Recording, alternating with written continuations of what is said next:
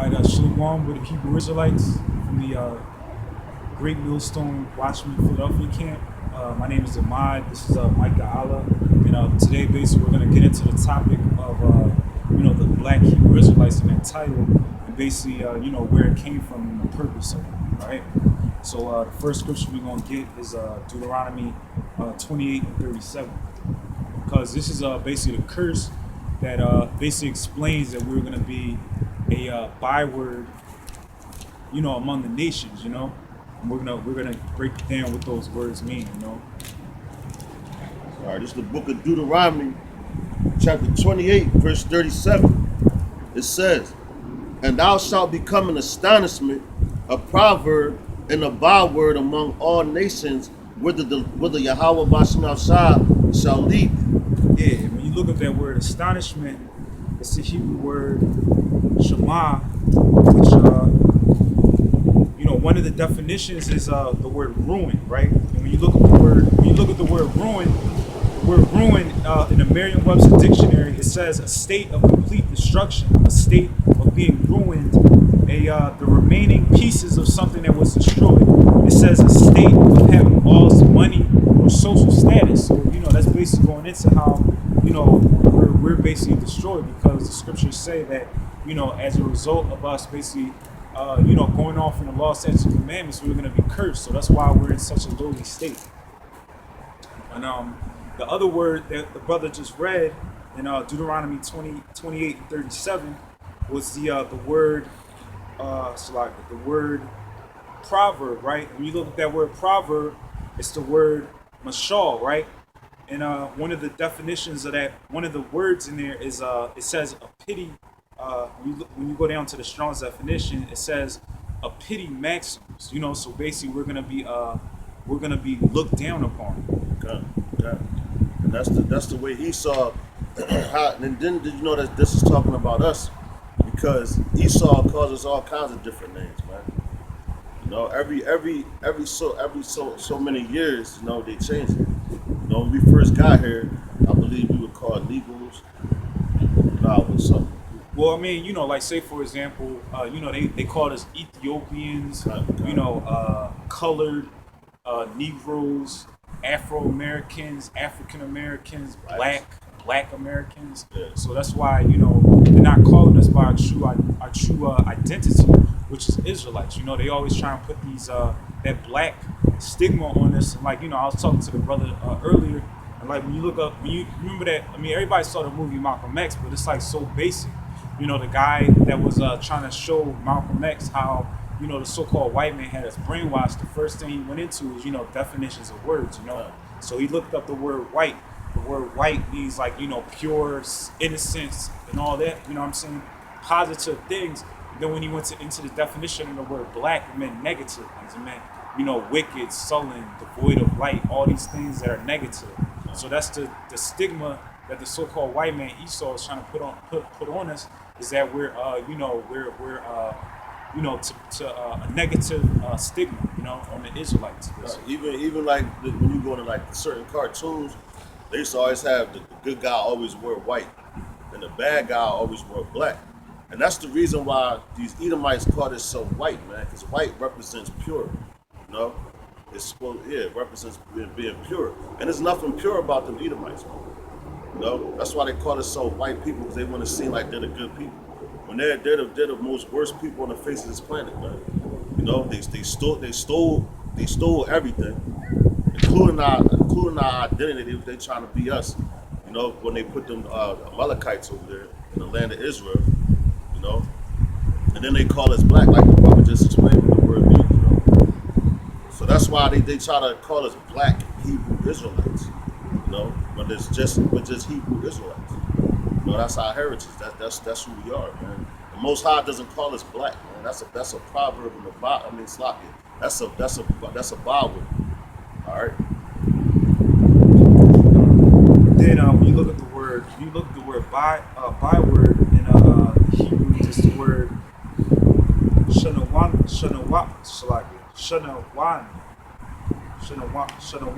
right?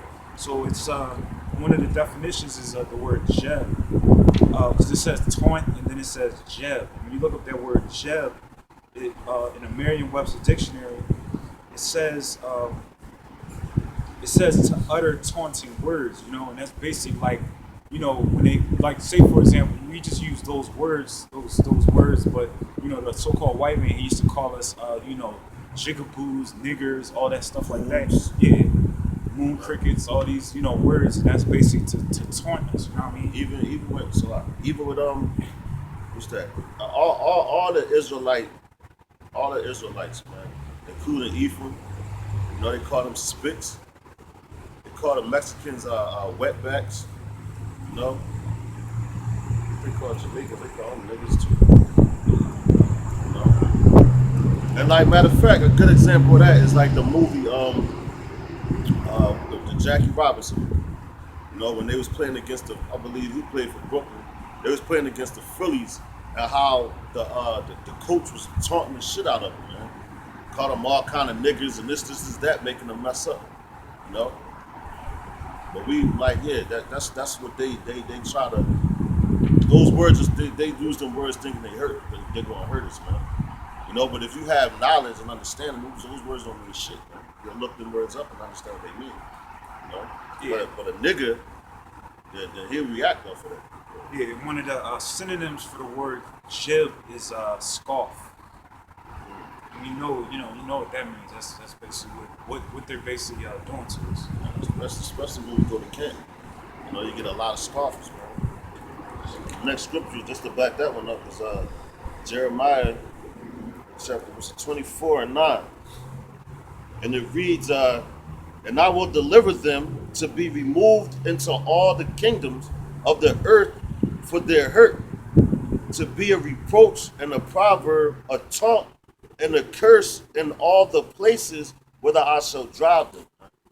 Yeah, so that's why talking about how in the curses, how we were basically scattered among the nations, moved out of our borders, and we're basically we're being tormented, oppressed, all this, That's what's still going to this day, because we're not being identified as our true identity, which is true biblical Israelites. And even if when you go like overseas, wherever you have wherever you have Jake at, right? It's always a name for him. Even like if you went to England, because I was watching like a video, it was a Jake on the train, and it was this Edomite talking shit to him, calling him all kind of niggas, man. So that's like the scripture just said, wherever we was sent, that's we're going to have these names put on us, man. All right, this is the next scripture is the book of Psalms, chapter 44 and 14. It says, "Thou makest us a byword." So like, "Thou makest us a byword among the heathen, a shaking of the head among the people." Like right now, you walk past, you look at Jake, they got their pants all sagging. They want to, like, they just do the wickedest shit. People just, like, that's all you can do is just like shake your head, man. Like, damn, look at this guy, man. Esau's not shaking their head, they're laughing. But amongst us, we look at these guys and just shake our head, man. Then they hype to call each other niggas. That's my nigga and all that. They use these bywords and think that they're making them cool, man. You sound like a damn idiot. All right.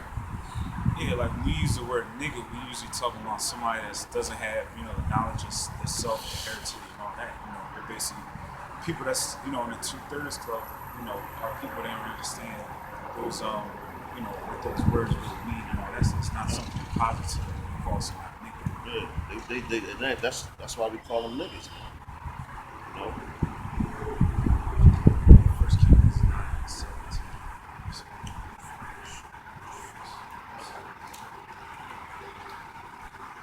The next scripture, 1 Kings chapter 9, 7 and 8.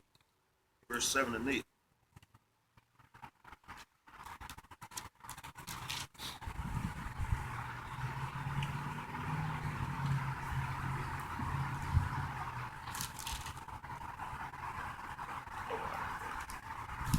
The book is First Kings chapter 9, verse 7. Then will I cut off Israel out of the land which I given them, and this house which I have hallowed for my name. Will I cast out my sight, and Israel shall be a proverb and a byword among all people. And verse 8, and at this house every one that passes by it shall be astonished and shall hiss, and they shall say, why hath the Lord done thus unto this land and to his house? Yeah, that's a rhetorical statement, but the realization is that we went off keeping the law, statutes, and commandments, put in this position, but ultimately, 1/3 of the nation of Israel is going to come back to the truth, and there's going to come a time when we're going to be restored as a nation, and we're not going to be the nations are going to have to bow down to us and be our servants, and we're going to be in power and rulership. And all these bywords and all these things we've been called throughout the years since our, the Most High has brought us down.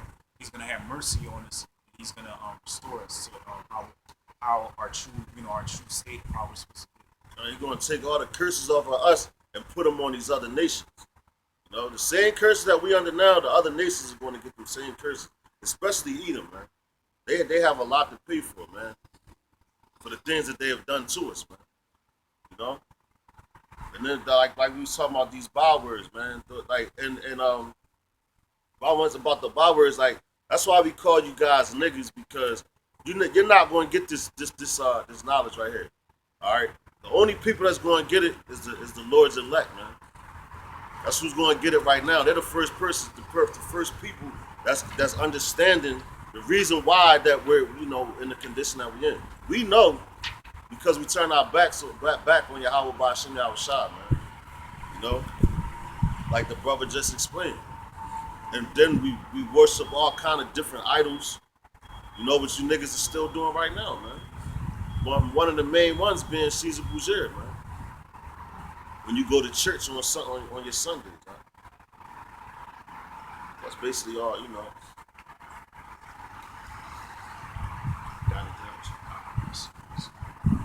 Yeah, that's basically it, man. So I hope brothers were edified by this lesson.